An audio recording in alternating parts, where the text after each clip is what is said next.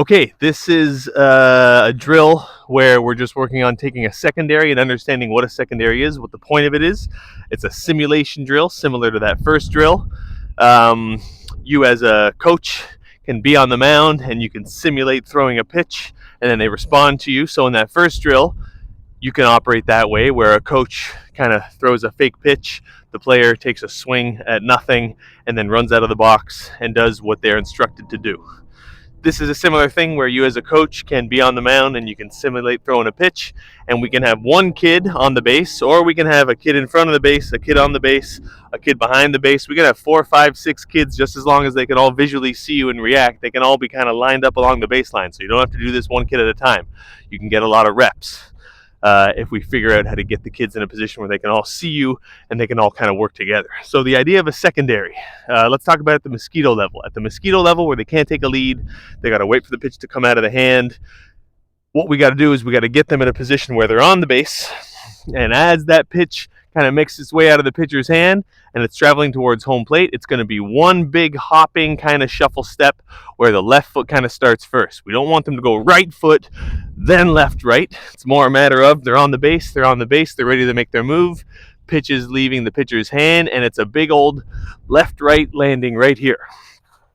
For the Peewee Bantam kids, maybe they're in their leadoff, right, left, right.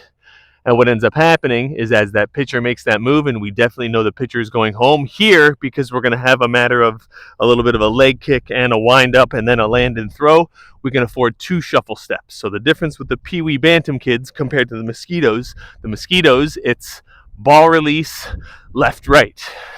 For the Peewee Bantam kids out of our leadoff, they have a little bit more time, so it's probably going to be a left, right, and land. Now, the idea behind the secondary is that we're getting a little bit of extra ground covered, making our way to second base, but we're also reading the situation. If we see that the ball is put in play at home plate and it's a ground ball, it can be a situation of left, right, and rather than stopping and holding ground, it's left, right, ground ball, and I just keep going.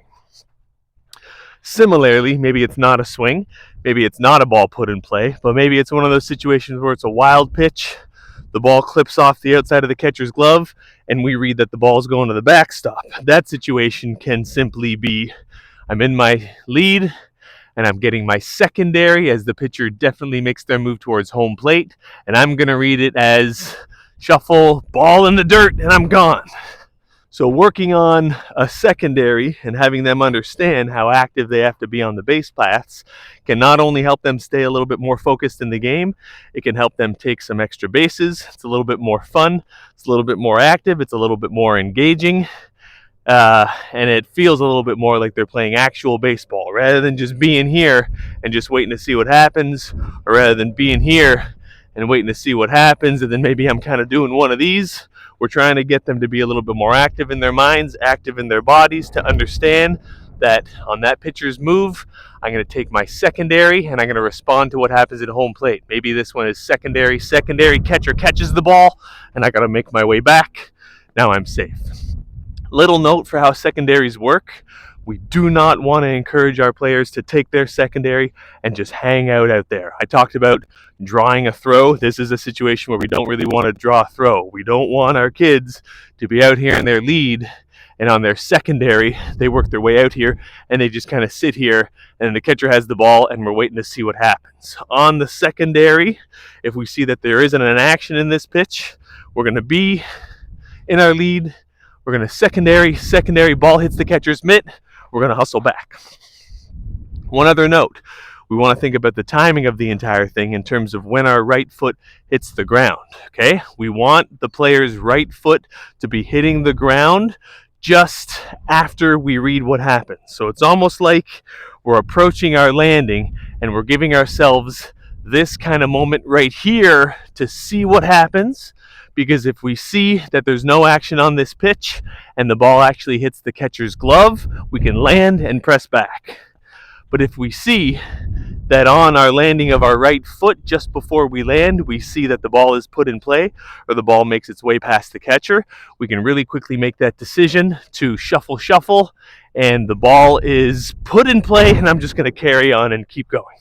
So it's very active in their minds, it's very active in their bodies. It's a fun thing to be able to read that situation and understand when it's the right time to get a real good jump, ball in the dirt, take that extra base, freeze on a line, or land on that right foot, catcher caught the ball, press back, and get back to the base nice and safe.